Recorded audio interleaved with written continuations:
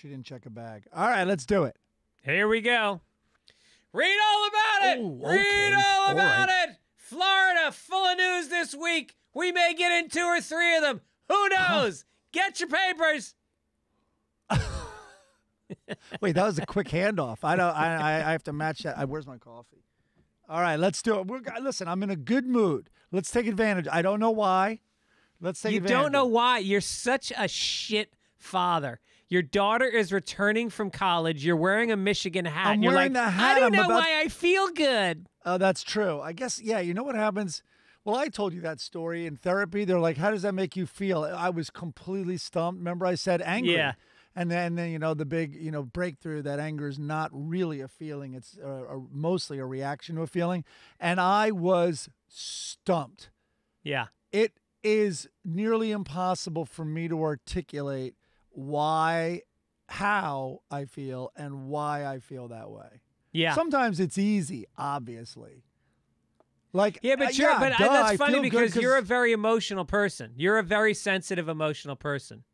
But I have that harder shell, kind of like a Cadbury egg. So I have a little bit of a shell. There's gooiness inside, lots of it. And sometimes the emotional sneak attacks, all of a sudden, you know, the egg's leaking.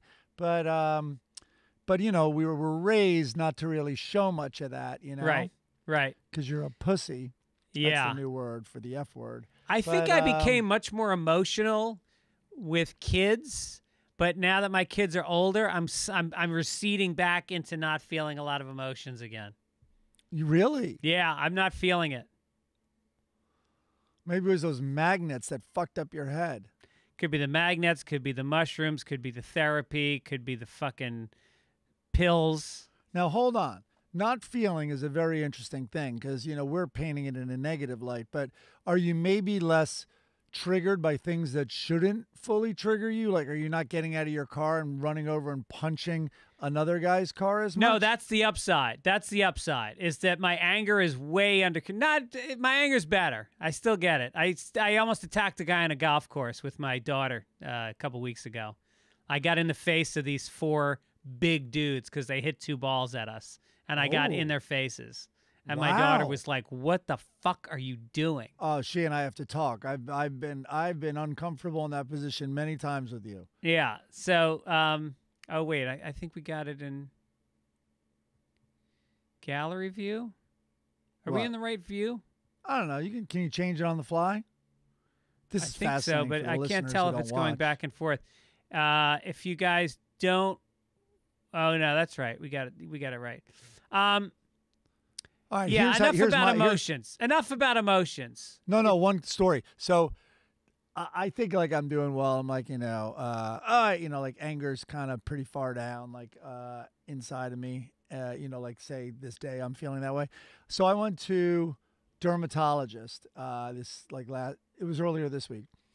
And I'm late, right? So that always, like, you know, that's when I'm angriest at traffic. It's when I hate to say, but I've kind of caused it because I didn't leave an hour to drive 3 miles, which is what you have to do here. So anyway, I get to a dermatologist, woman in front of me, and she looks like she is has money. She was probably there for some cosmetic procedure, and it's the middle of the day. And so, of course, I'm hating her because I feel she's not, contributing to society at all, and she's being taken care of. But meanwhile, of course, my anger is growing because I'm there in the middle of the day. And why can I go? Because I'm not working, and I'm contributing fucking nothing to society. So anyway, she's in front of me, and I'm starting, and I'm late. And they're like, so when do you think you can then, so when do you think you make it? Would it be Wednesday or Thursday? And she's like, Wednesday. And she's like, maybe Thursday. And I'm like, holy shit, move this along. And it's like, okay, did you want to come in the morning again? She's like, it could be morning or afternoon. I'm like, of course it could. And she's like, I'm like, just say anytime. You have fucking nothing going on in your life, right? And so she's like, why don't we do 2? And she's like, okay, so 2 Thursday. She's like, oh, did we say Thursday? I'm like, oh my fucking God, right? So she's like, no, let's make it Wednesday. And you know what? Let's do it in the morning on Wednesday. I swear to fucking God, this is what happens. They're like, okay, so just to confirm, it's going to be Wednesday, 10 a.m. December like 17th, 2022. I'm like, are you fucking kidding me? This was for her like annual like check for like cancer, like melanoma. Ah, that's fucking great. A year from now. I was like, I think I was like, really? Like, I mean, that's how fights start. If she was a dude, that guy would have gotten in my face. Right. And instead, it was just seething judgment that was hanging in the room. Yeah. But oh my God, but then forget that I'm late. Forget all my issues. How does your fucking brain work where you're going to spend that much time about like afternoon or evening? I mean, who knows what's happening next week? You're going to cancel it. You're going to change it. I think LA is a city where angry New Yorkers move to they all come here to make $5 million and then they're going to leave. And then they get here and they don't make the $5 million, and they just get angry at everybody around them, and they never leave. And it ends with you walking through a park with a fucking New York Times under your arm, walking a German Shepherd on your way to an AA meeting, and you bump into somebody who is in the industry that you knew from 20 years ago, and you prolong a conversation until they get uncomfortable, and then you sit alone on a bench. You can see it a mile away. If I'm walking down the street and a guy's dressed like, or a woman even, in mostly black, and they kind of have a bit of a swagger, I walk by. Literally, the first thing I want to say is, "This place, right?" Like, I know you're not from here, and I also know it drives you crazy, dude. Eddie Pepitone has been killing me lately. Do you know Eddie Pepitone? Oh, of course. No, I had him on the Norm Macdonald pilot we did. He was so funny. He's from Staten Island, and he's been out here for way too long, and nobody hates LA as much as Eddie Pepitone. And he does this bit about walking through CVS late at night looking for lotion, and it's just so hateful, and it just sums up everything he says just sums up LA. And oh God, I have to find that. I love him. He's literally like, what's the limo driver's name on Stern? Ronnie. I only picture Pepitone when I hear Ronnie talk. Like, in other words, I'm like, this is the embodiment, and he has a unbelievable New York accent. Yeah. And he looks like, remember the Jerky Boys would like have animation or like pictures? Yeah. Like, he looks like one of them also, like what they He's grew fat up. And he wears stained T-shirts. His hair hasn't been cut in years. His teeth have some ideas of their own. Yeah. And it's always hard because for whatever reason, they always put him after me when I'm at the Comedy Store. And he's one of those comics that I respect so much that, like, I don't want to do material that I've done too many times or anything hacky. And so I'm always on my game because he sits in the back of the room and he watches all my sets. And so I've gotten to the point where I now ask him before I go on to give me a topic that I can riff on, and then I do that. That's fantastic. That's ballsy too. Yeah, he gave me nuclear war last night. Oh, wow. Yeah, the night before was easy. The night before he gave me exercise, and I did almost my whole set on exercise. But nuclear war, I kept asking Asian people if they were Japanese, and then the bit kind of petered out. Oh, geez. It petered out from that starting point. He once was leaving. We were like there late working on that Norm sports show pilot, and he was in a vicious screaming thing on his phone, and it sounded like with his wife. Is he married? Yeah. It sounded like with his wife, and it was an argument. But I still to this day don't know if it was because then he, I think, was aware, like he walked down the hallway and he saw people were still there, and I think put together, and it elevated even more, but got very funny. I don't know if he was doing like a one-sided bit, which writers do. Writers in writers' rooms sometimes will do like the Bob Newhart, but ramped up a bit, with the one-sided phone call that's no one's on the other side, or if he was on with her and he was covering. Either way, it turned out to be hysterical. Wow. Yeah. The other one who's like Eddie Pepitone is my mother-in-law, who's staying with us right now. She's so New York. Well, she was She grew up in the Bronx, went to the same high school as my mother, and then has lived on the Upper West Side for the last, 40 years. And everything is hysterical. Just, she sits there watching MSNBC and just going, I mean, how is Trump gonna come back? It's ridiculous. Everything is ridiculous. But God bless her. She still has the energy to be exasperated. I know. A lot of New Yorkers are New Yorkers because they're like, figures. Like, of course. Yeah. Of course. Yeah. Like, knew this was coming. Like, no, everyone's just waiting for the other She shoe to sees with raw anger. I love that about her. That's really funny. Hey, I want to mention up top, Christmas gifts. Jeff Nichols, who you know well, he's my awesome stepbrother. He's a lunatic. Not really. He's a fun lunatic. But he is, I can almost easily say, one of the best striped bass fishermen, or any type of fish, off of Montauk. And he has ADD and other learning disabilities. And, you have hysterical, you took him on the road. And so anyway, he's a mess. But he is so aware of it, self-aware. He named his charter company Second Choice Charters, which is one of the funniest things I've ever heard. But he has a book now out on Amazon, and it is inexpensive. And, I thought I had it here. Hold on.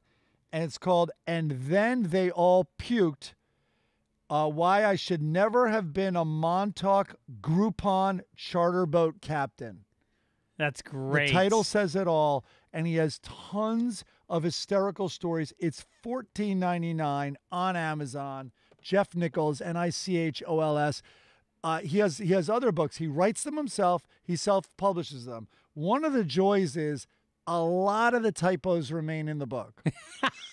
If I read you his text messages, by the way, even the text message asking me if I could mention it, he talk about how I sunk a boat,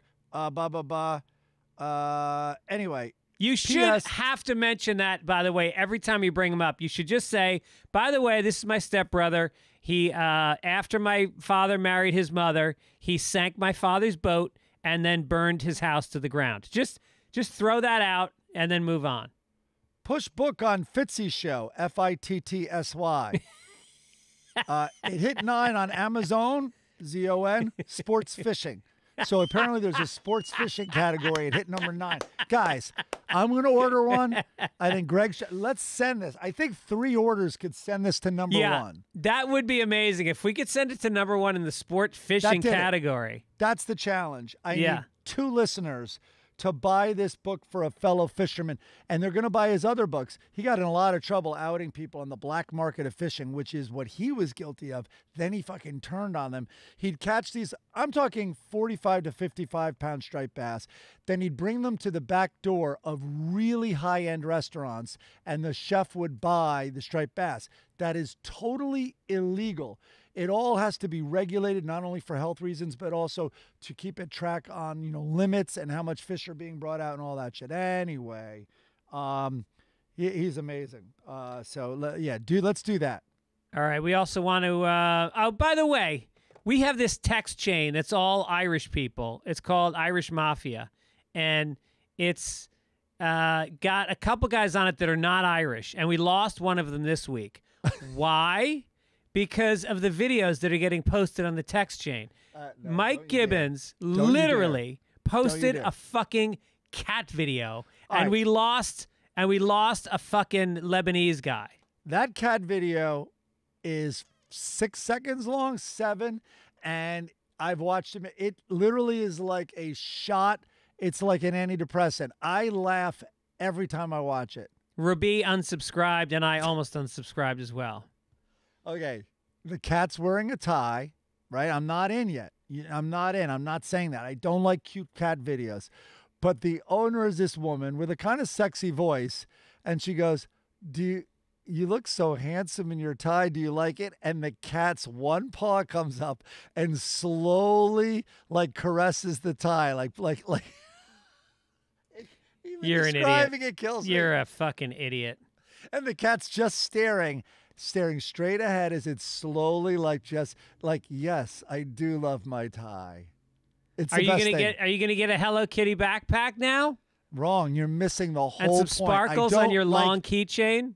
As the creator of Tosh.0, we hated cat videos, which always outperformed us. I don't like cute cats. I don't even like cats. But this video is special. Okay. You know what else was special was Trevor Minnick, who did our song this week. But stick around at the end of the show on YouTube. He made a video that goes with the song that's fucking insane. Drop some acid and watch this video and enjoy it. He did a great job. Yep. So Thank you, Trevor. Jeez. What else? The logo is from John Cabrera. It's very complex, and if you enlarge it, you can read the movie trailer for Single All the Way. Corrections. These guys, by the way, everyone's sending stuff in. I mean, we can't really be grateful enough. It's pretty incredible. Thank you so much. It's so cool and creative, and thank you. I don't know any other podcast that's been around for 2 years and has had a different theme song and logo for every single episode, which were and are not shitty, that are all high quality. Hey, wait, we never read because it would be too self-congratulatory, but you sent me that email of the guy who wrote in and goes, hey, listen, I make music for a living, not on weekends, for a living. And he was like, I'm just writing to tell you how impressed I am with exactly what you just said and the quality of these songs. I mean, this week's is a little rough, but that's the point. Trevor was making something that was a little bit garage band sounding. No, I want to encourage the non-professionals too. To yes, there is no barrier to entry. As long as it's heartfelt and organic sounding, it goes on. That's it. Go on GarageBand and make some noise somehow and just riff. Corrections, a couple corrections from a huge Yes fan. Number one, the chess song is, quote, Your Move, is the Your Move section from, quote, I've Seen All Good People, not Roundabout, which you also referenced. Oh, I didn't know you're naming sections of I've Seen All Good People. There's names of sections of a Yes song? You know, I wish at that time... What is this, Mozart? Is that the first movement? I wish at that time there was another great band called No, and their fans would hate each other. Well, Boston... You're going to put Yes up against No?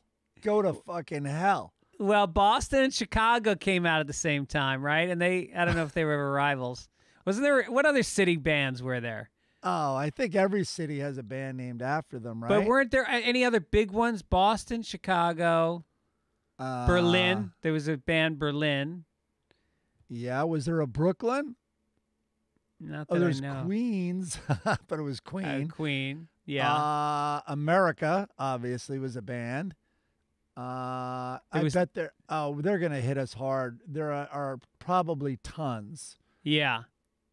All right. Any of the California. All right, we'll come back. He also said the supergroup you're thinking of is Miami. Was Miami? Miami Sound Machine. Yeah, right, okay.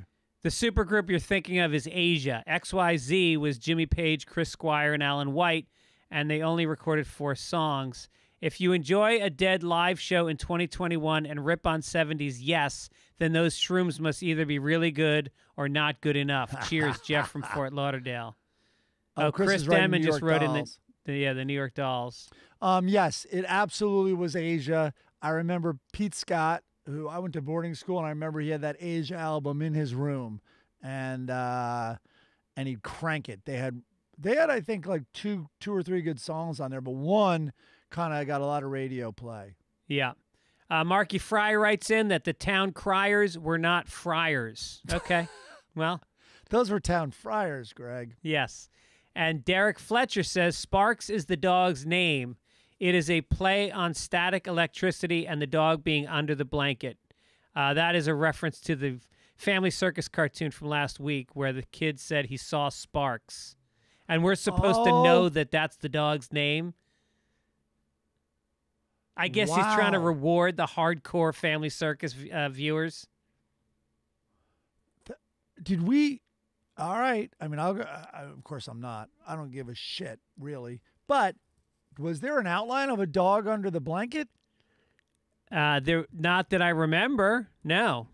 All right. Anyway, who cares? I guess follow that under. Thank you, though, for writing in. I mean, that's you have as much time as the woman in front of me who spends 5 minutes scheduling a dermatology appointment a year from now. But good for you. Appreciate the letter. Here's who doesn't have a lot of time. Me, because I just got a bunch of last-minute dates. So mark your calendars if you're in San Jose, California. I will be there next weekend, December 17th and 18th. At the Improv. Then I'll be at the Palm Beach Improv on December 25th and 26th. Bridgeport Stress Factory, December 30th and January 1st. New Brunswick, New Jersey Stress Factory, New Year's Eve. Also dates coming up in Boston, Portland, and Lexington. Go to fitzdog.com for tickets. What is this, your Omicron tour? Your new strain of the virus tour? Very Yeah, I can't wait to get it. Apparently it's mild and it feels good. It's like a light massage from Giselle Maxwell. I like that a lot. Well, don't forget now the mug. We ran out of the big mugs, which was a good thing because the shipping was high. So we very purposefully ordered more mugs, but they're smaller, so the shipping is much less. So for the people that went to buy the mug and felt the shipping was too high, now's your time to swoop in. There's a limited amount of mugs. They are now maroon. And they are in a smaller cup. Maroon? Yeah. All right. You criticized me for criticizing the mugs before, so I'll just bite my tongue. Hold my tongue, bite my lip. One of those. Go to fitzdog.com or sundaypapers.net to get the mugs. Also, don't fear big mug people. They're collector's items now. I know. And we didn't even get any. We got none. We don't have big mugs. With the better color. Oh, I'm so pissed we don't have any mugs. All right, look, growing up, I used to love cereal my parents were indulgent, and I ate sweet, sugary cereal, and I miss it, and I won't eat it because it makes me crash and it gives me a belly, but not anymore, people. Treat. It was a morning treat. Yes. Magic Spoon cereal has solved that because their cereal not only tastes good, it's amazing for you. And it's a throwback. It's playful boxes. They know what they're doing. They know what they're referencing. And all the memories come. And you don't even need them. You just have to be a kid to have these memories of fun cereal. Meanwhile, it's got 0 grams of sugar, 13 to 14 grams of protein, and only 4 net grams of carbs in each serving. 140 calories a serving. It's keto-friendly, gluten-free, grain-free, soy-free, low-carb. Build your own box. Available flavors to build your very own custom bundle are cocoa, fruity, frosted, peanut butter, blueberry, cinnamon, cookies and cream, and maple waffle. Now, hear me. Magic Spoon has brought back cookies and cream and maple waffle permanently. Apparently, they first brought them for a limited time. It sold out so fast, and so they're back with those. They sent me a couple. They're amazing. Maple waffle is like it's good for the holidays. It works. It tastes like winter. And it's a guiltless midnight snack. I come home from my shows and I'm hungry. It's midnight. I sneak into the kitchen.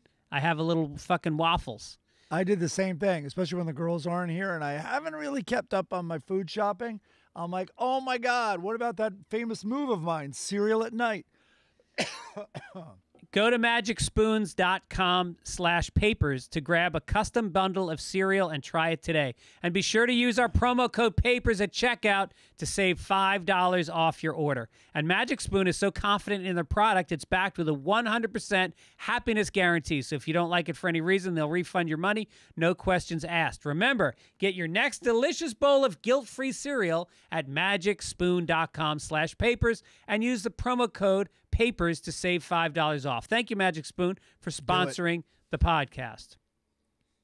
Also sponsoring the podcast are our good friends at Noom Mood.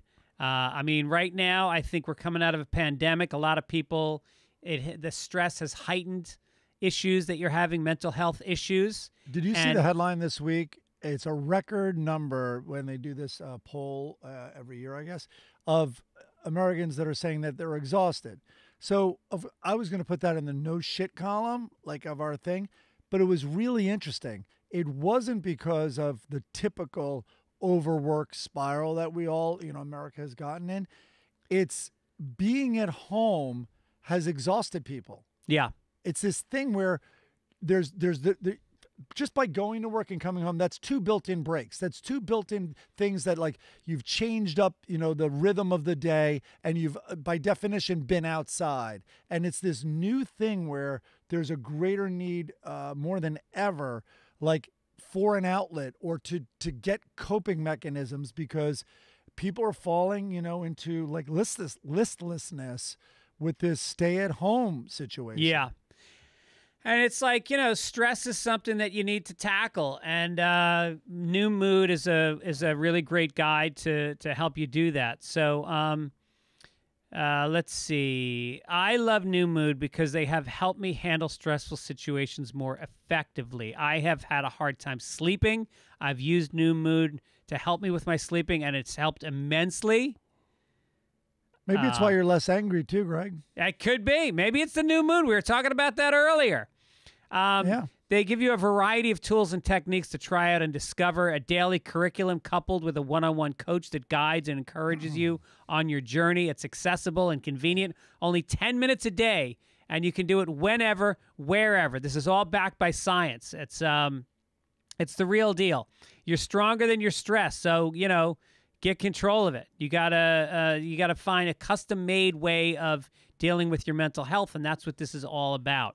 They've helped millions of people through their weight loss program, and now they're helping you out with stress.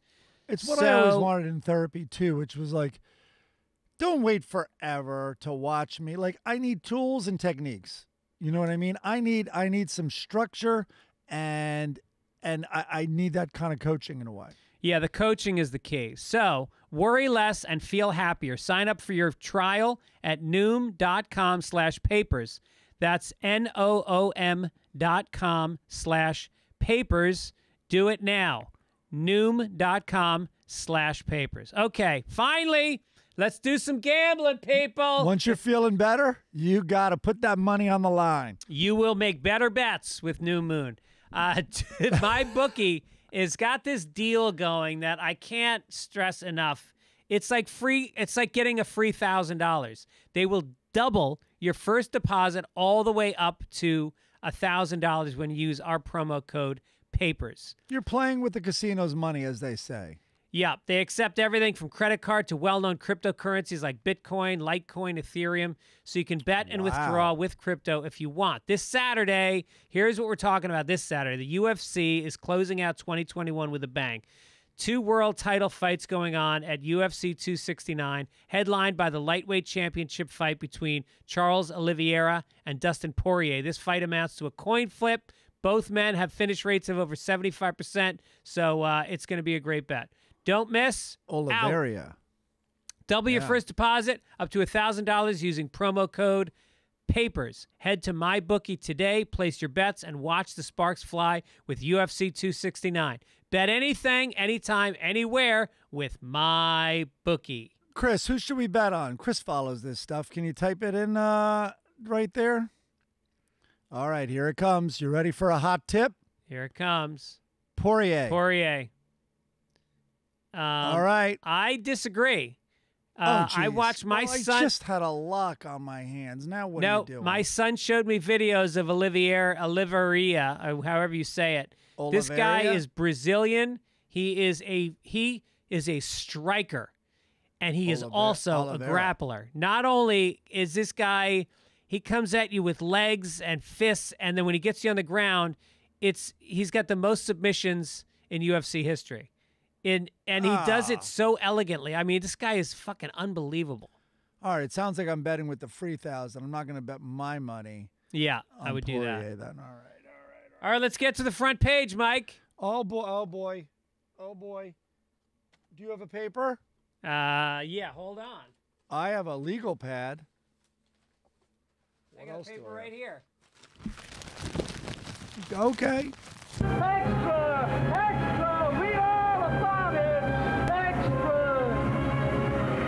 Okay, so all right, number one story, and it's a serious one, not a funny one.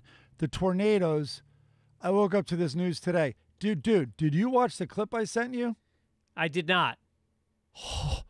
It's from Twitter. This guy goes, look at this. So it's totally dark. It's at night. Lightning strikes. It's like a horror movie where the lightning reveals the monster or the villain who's right there. This lightning goes off and you see a tornado like I've never seen in the distance. Really? It's a monster.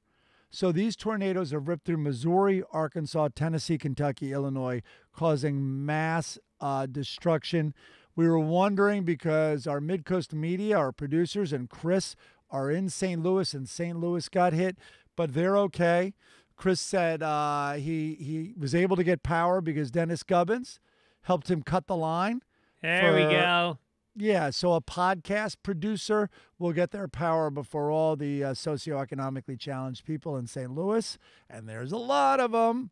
So good deal cutting that line. Socioeconomic people matter. And I'll try a joke. Keep in mind, I am not making light out of all this, and you got to realize who the victim is in my joke, okay? Yeah. So anyway, an Amazon warehouse collapsed near St. Louis. As the tornadoes tore through the city, rescuers frantically searched for workers. This is the real story, who may be trapped in the facility. It's in Edwardsville, Illinois. Oh, I thought it was in St. Louis. I guess it's it's near St. Right Louis. over the border. Yeah. He said about 50 workers were believed to be at the warehouse when it was hit by the extreme, quote, weather-related event.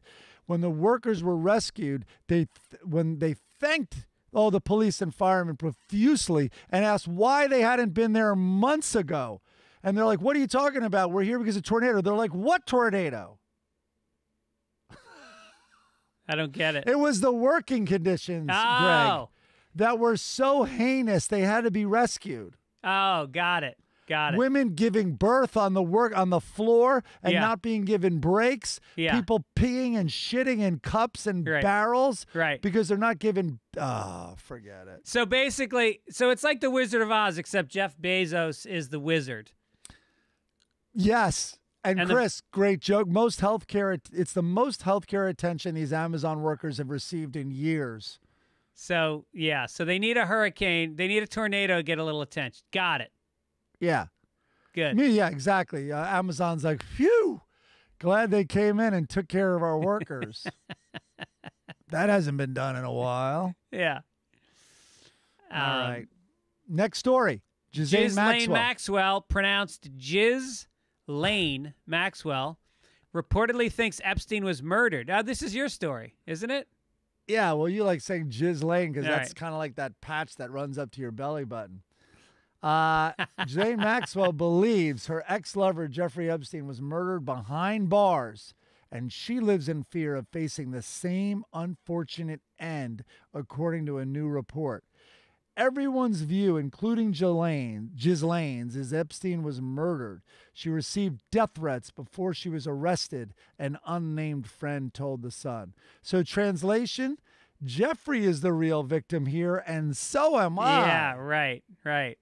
And the poor baby got death threats. What did you expect? Also, by the way, death threats in America rarely come true. I don't want to belittle the other ones where they do come true, but Sarah Silverman, I bet, has gotten 100 times the death threats that Ghislaine has. So why don't you shut up, Ghislaine? I feel like I have not, as somebody in the public eye, and when I say in the eye, more in the corner of the eye, I have never gotten a death threat. I have never provoked people enough to have them start a jihad against, or not a jihad, a fatwa against me. I think you're looking at credible death threats. I bet people have been like, I'm gonna kill you. Yeah, maybe. I don't know. I got to try harder. I gotta piss some more people off. All right. Maybe. And then, South Park fans didn't threaten to kill you when they thought you stole their joke. Oh, right. That's true. Yeah. And by the way, the only credible death threats, but they would not, that's the thing.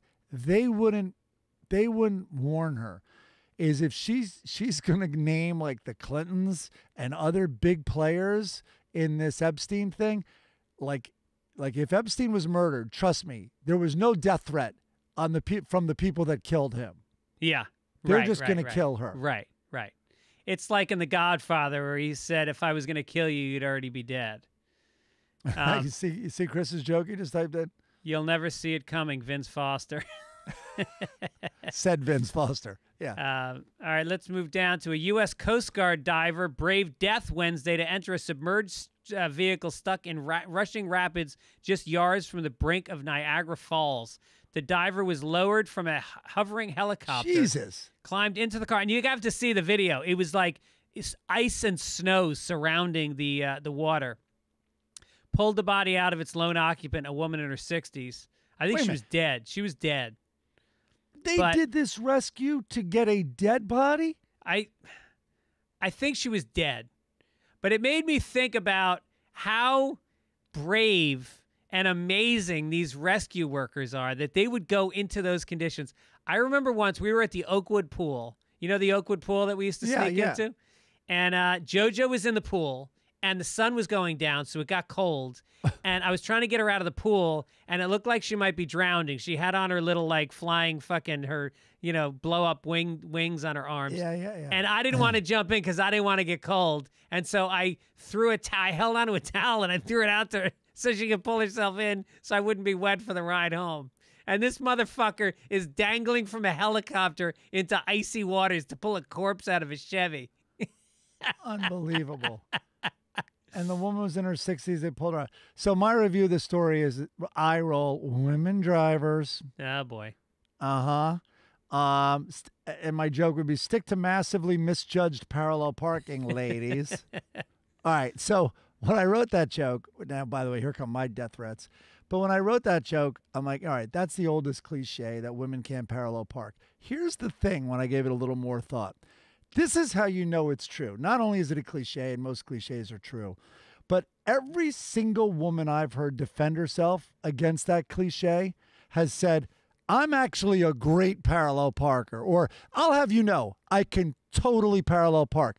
And their choice of words betrays their view that they are an exception. Right. Like if there was no truth to the cliche that like women are, like if you said women are bad at parenting or women are bad at writing, they wouldn't say, actually, I'm really good at parenting. They would be like, get the fuck out of here. Yeah. Or what are you talking about? Yeah, they would reject the whole premise. Yeah, they wouldn't be like, hey, say what you will, but I can parent. Like, Yeah, right. so meditate on that. I did a late show Friday in San Francisco that didn't go so well. And a woman, when I was selling my pins afterwards, goes, I thought you were funny. Well, that's all she said. No context. I thought you were funny. I go, can you change? Can you accent a different word in that sentence for me? Can you go with, I thought you were funny. I thought you were funny. Not wow. I thought you were funny. By the way, if you place accent on almost every word, that's how you know the sentence means what it means. It's bad. Like, I thought you were funny. That's even worse. I thought you were funny. Yeah. All right. Let's get down to... I told you when Jeff, you know, the Brighams in stand-up, it's called, right? Isn't it called a Brigham? When you're starting out, they'll put you on stage if you bring 20 people or whatever, 10 people. So stepbrother Jeff, the unbelievable fisherman whose book everyone's going to buy, he would do the Brighams, and his mom, God bless her soul, his mom would bring like these old friends of hers to his stand-up. And so Jeff goes, it's invariably the comments I hear from them after the shows, you are so brave to get up there. Which can only mean one thing. Yeah, what are the that jobs? It was treacherous territory. Right. Let's go right to local news. Oh, we're going to go to local news. Here it is. All right, this is from my Nextdoor app this week.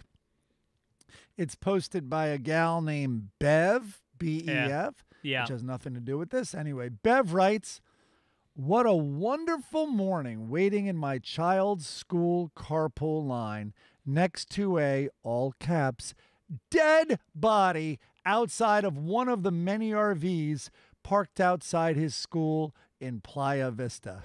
Oh, wow. All You right. know, it's a teachable moment. It's a teachable moment. Kids, study hard. Don't do drugs. Avoid neck tattoos, pit bulls, and the Red Hot Chili Peppers. There it is. You should speak at graduation. But Bev, so you just there's a dead body. You just sit in your car and just try to listen to some morning DJ as you wait in line to drop off your kid. Then you go home and write about it. Like what? How about helping? Did you call 911? Right. How about get out of the line, go home, and hold your child? Just hold them and let them know that everything's going to be okay. It's like, so the kid is seeing the mom look at a dead body and be like, what a wonderful morning. That's her reaction to a corpse outside the car. That's the worst teachable moment. Oh, my God. All right, let's do some Mommy, entertainment. are these speed bumps? No, they're corpses. fucking up my suspension.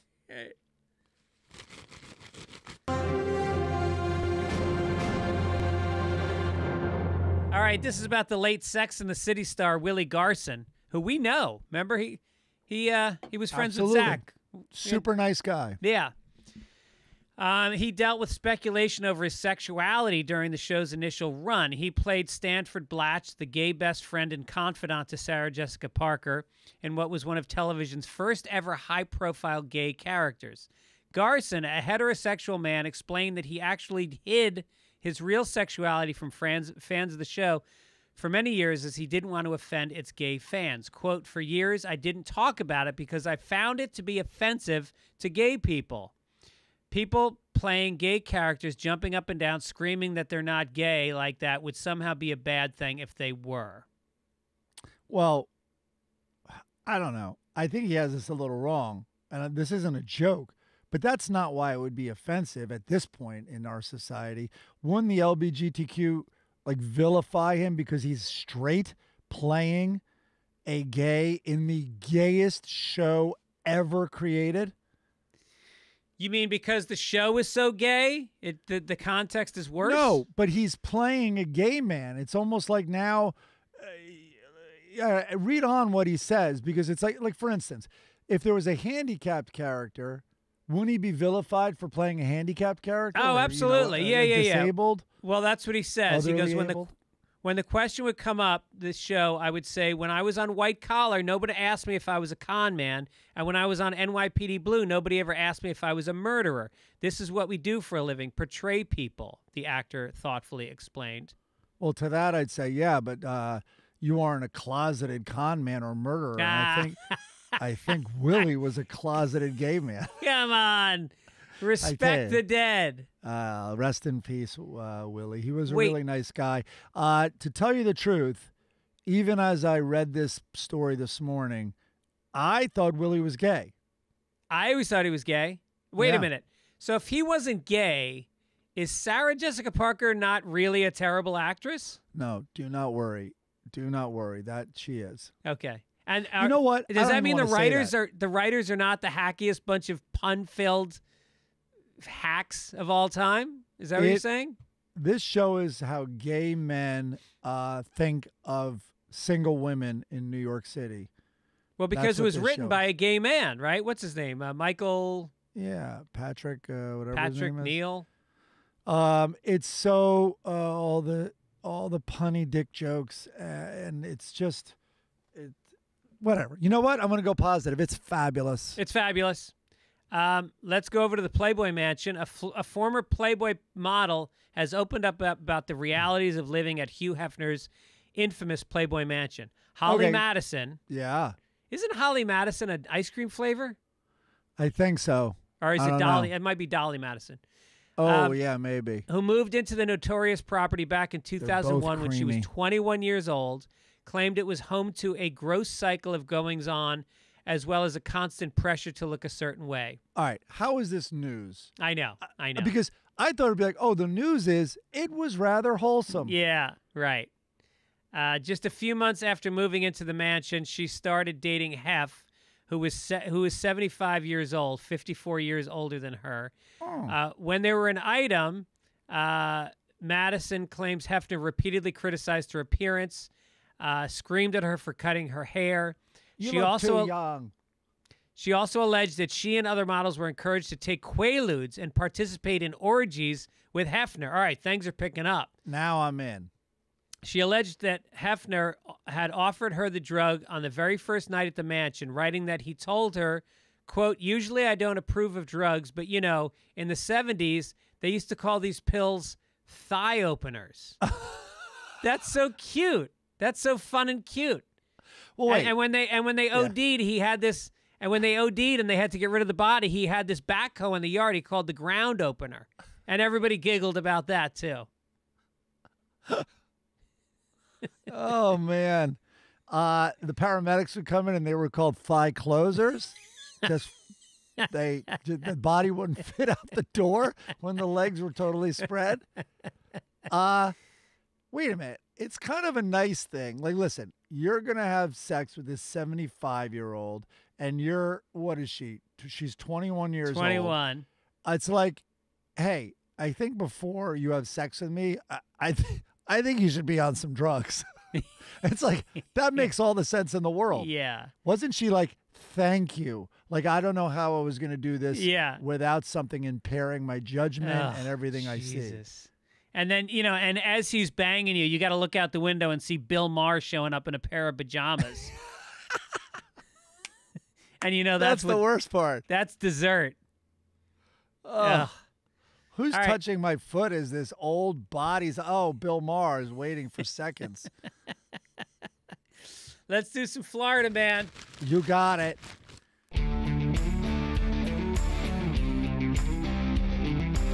A pair of Florida women. That's what we're doing today. And they were emailed in from a listener, Dan Nern, which is an odd name. It's one of those where the last letter of the first name is the same as the first letter of the Danern. There you go. Danern. Oh, hi, Mr. Danern. What's your first name? No, it's Dan. Oh, it's Dan Ern? No, Dan Nern. Oh, it's Da Nern? No, it's Dan Nern. I got an hour more on this. Daytona Beach, Florida. A vendor at a major motorcycle rally in Florida sold hats emblazoned with Nazi symbols, saying she considered them, wait for it, a tribute to World War II veterans who helped defeat the Germans. The Daytona Beach News-Journal reports that the vendor was selling the hats with swastikas and skull and bones logo used by the Nazi SS at a stand during Biketoberfest. And then she said, it doesn't mean what people think. She only said her name. A lot of people don't know the history, so they label me a racist, which is not true at all. No. Well, wait, Jenny, because she only gave out her one name. I didn't say you were racist. I said you were a fucking idiot. Jenny's like, I'm also selling little toy slave ships to black people who overcame slavery. Yeah. I mean, at least there's no old Jews walking around that were in Germany during the 40s in Florida. It might be the worst place to sell swastikas. It really might be. God. Know your crowd. Know your crowd. Oh, man. Next story was a woman was charged with a DUI after driving into two people at a Vero Beach parade. A drunk driver, she's accused of driving into the elderly couple in Vero Beach. It was a Christmas parade. Police said the victims, both in their 90s, were knocked unconscious and were hospitalized, but both are expected to be okay. All right. How do you get hit by a car in your 90s and you're okay? That's my question. That seems like a game ender. And unconscious. In the NFL, you don't even have to be knocked unconscious. And if you were hit, you are rushed into a tent and you're probably going to miss some games. And you are an athlete in the prime of your life. Yeah, right. And peak physical condition. And these two were out there playing shuffleboard a couple hours later. Competitive.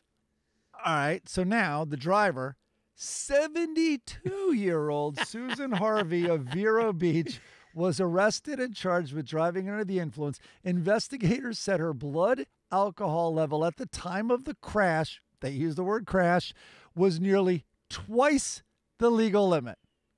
What the fuck? 72 and twice the legal. What is going on in Florida? And meanwhile, she's probably like, who put this parade here? I drive this route home from my bingo at the bar every night. At worst, I clip a few Cuban kids. Now they put a parade here? I thought the parade was commemorating the dead Cuban kids at first. By the way, if it's a parade, where's that woman selling the swastikas? She's usually always here on the corner. Yeah, it's like how you always get the pan flutes from the Ecuadorians. Yeah. You can't have a Christmas parade without some SS memorabilia. Oh, my God. I mean, twice the legal limit at age 72 should be one drink. They have to fucking scale it down because, let me tell you something. I haven't had a drink since New Year's Day 1990. Yeah. So it's been 31 years. And when I turn 65... I will begin cocktailing again. I'm going to have a highball around 5 o'clock, and I may have a second one after dinner. All right, you've always said that. And also, I think most of the times you said it, you and I are basically the same age. We've both had a little suspicion that we probably won't make it to 65. It's just, we didn't have kids yet. We were burning it at both ends, even when you quit drinking. And it's like, and 65 seems ancient. Yeah. When you're in your 30s. Yeah. So, do you think you're still going to do this? Oh, fuck yeah. I can't wait. I can't wait. It's going to be so much fun. Although I never think of you as a non-drinker, except when I need a driver. Then I'm like, oh, yeah, Greg doesn't drink because you party and hang and roll with the stories. And also, we all drink less and need it less, you know what I mean? Or rely on it less is a better way to say it. Yeah, you don't drink the way you used to. You used to drink... although you were always a 3 beer and then a water guy. You'd always mix a water. Keep in mind, I blacked out solidly most of sophomore year to the point where I quit hard alcohol in college. Yeah. Blackouts terrify me. But no, you're right. I don't like being totally out of control. I mean, I like being physically out of control, and I'll steal a car and spend a night in prison or jail, I should say, in New Hampshire. I'll do that. But I don't like being out of control where, those things oddly, I felt in control. So I don't know. I don't know how to describe it. But you're right. I'm not drinking as much anymore. Yeah, you don't want to be parade drunk where you're running into parades. You want to be sober on the sidelines selling swastikas. All right, let's do some international. Here it comes.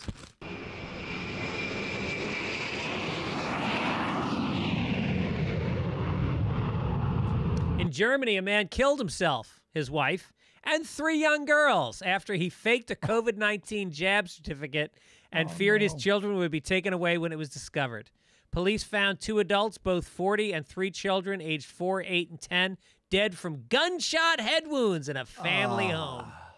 In a pages-long farewell note found by police. First of all, if I get killing your family and yourself in a rash moment, but how do you write a pages-long farewell? Isn't that like a form of therapy when you're writing it out? Don't you start to connect things and calm down and have some fucking more sound thoughts once you start writing?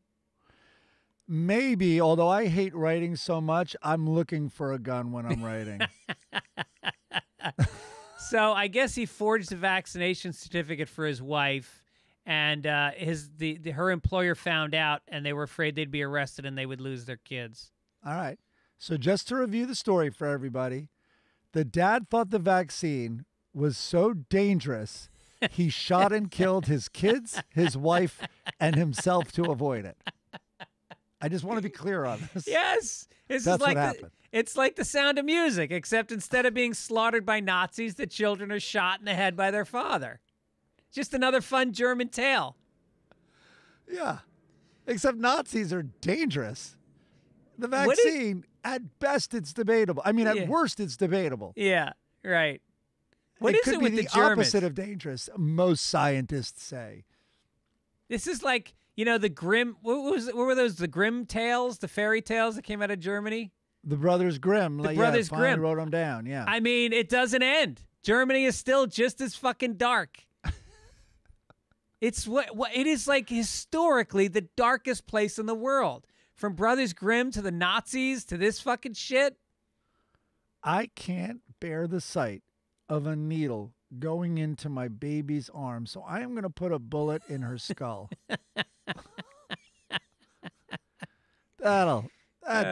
You achieved what you wanted to there. They're safe now. They are definitely not going to catch the virus.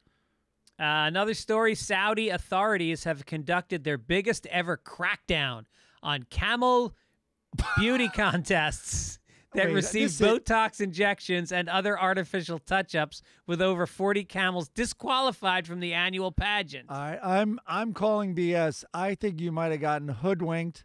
Did you find this story in 2 locations or just The Onion? Oh. Chris, you want to research this and make sure that it's true? No. By the way, I'm making it up. I don't think it's in The Onion. Oh. But it's that unbelievable. Saudi Arabia's popular King Abdulaziz Camel Festival invites the breeders of the most beautiful camels to compete for some $66 million in prize money. Oh my God. Botox injections, facelifts, and other cosmetic alterations to make the camels more attractive are strictly prohibited. Jurors decide the winner based on the shape of the camels' heads, necks, humps, dress, and postures. Look, All right. when you go to a camel beauty contest, it's easy to get caught up in the fake humps and the nice puffy lips, but you gotta stay focused on what you're really there for. Fucking the camels. How about some vaginal regeneration surgery? How about the inner beauty? I mean, that's what's being really lost here, the inner beauty of these beasts. Also, there was a footnote to the article that Saudi men call women camels. Ah, Yeah. got it. So that changes everything. That'd be a big waste of money to put fucking Botox injection